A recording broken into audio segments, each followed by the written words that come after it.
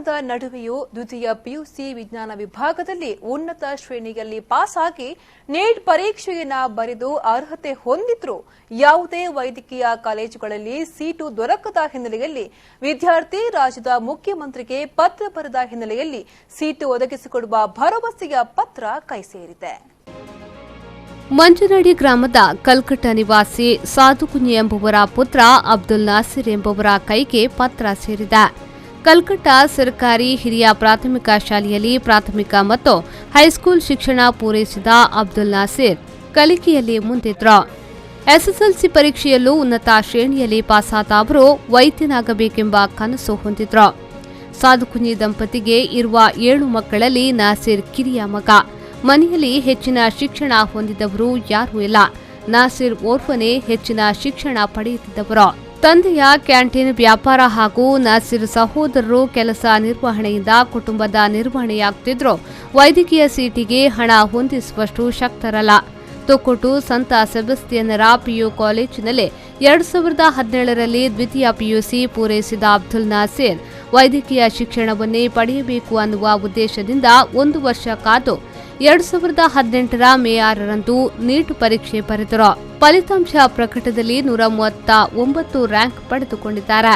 ಆದರೆ ವೈದ್ಯಕೀಯ ಸೀಟಿಗಾಗಿ ಕಾದು ಕುಳಿತರೂ ಯಾವುದೇ ಕಾಲೇಜಿನಲ್ಲಿ ಸೀಟು ದೊರೆಯಲಿಲ್ಲ.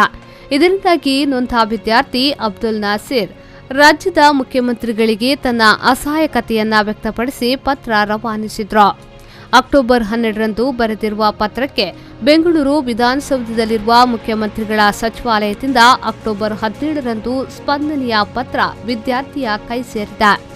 ವೈದ್ಯಕೀಯ ಸೀಟಿನ ಮನವಿಗೆ ಸೂಕ್ತ ಕ್ರಮ ಕೈಗೊಳ್ಳುವಂತೆ ಸರ್ಕಾರದ ಪ್ರಧಾನ ಕಾರ್ಯದರ್ಶಿ ಶಿಕ್ಷಣ ಇಲಾಖೆಗೆ ಉನ್ನತ ಶಿಕ್ಷಣ ಬೆಂಗಳೂರು ಇವರಿಗೆ ಪತ್ರದ ಮೂಲಕ ಸೂಚಿಸಲಾಗಿದೆ. ಇದರಿಂದಾದರೂ ತನ್ನ ಕನಸು ನನಸಾಗಬಹುದೆಂಬ ಹಂಬಲದಲ್ಲಿ ವಿದ್ಯಾರ್ಥಿ ಹಾಗೂ ಕುಟುಂಬ ಮೂಲಾಯಿದ್ದಾರೆ. ನಾನು ಮುಖ್ಯಮಂತ್ರಿಯವರಿಗೆ ಹಾಕಿದ ಪತ್ರವು ಅವರು ನನಗೆ ಈಗಂತ ರಿಪ್ಲೈ ಮಾಡಿದ್ದಾರೆ.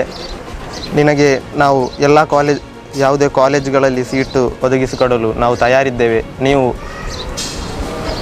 ಅಲ್ಲಿನ ಸರದಿಯನ್ನು ಭೇಟಿ ಮಾಡಿ ನೀವು ಪ್ರಯತ್ನ ಪಡಬೇಕು.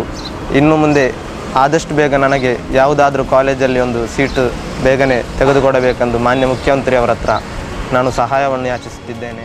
ಮನೆಯಲ್ಲಿ ಕಲಿತವರು ಯಾರೂ ಇಲ್ಲ. ಕಿರಿ ವಯಸ್ಸಿನಿಂದ ಕಲಿಕೆ ಅಂದ್ರೆ ಆಸಕ್ತಿ, ಜೊತೆಗೆ ವೈದ್ಯನಾಗಬೇಕೆಂಬ ಮಹದಾಸೆ ಇತ್ತು. ಅದಕ್ಕಾಗಿ ಪಿಯುಸಿ ಮುಗಿಸಿ 1 ವರ್ಷ ಕಾದು ನೀಟ್ ಪರೀಕ್ಷೆ ಬರೆದಿದ್ದೇನೆ. ಆದರೆ ಯಾವುದೇ ಕಾಲೇಜುಗಳಲ್ಲಿ ಸೀಟು ಸಿಗಲಿಲ್ಲ.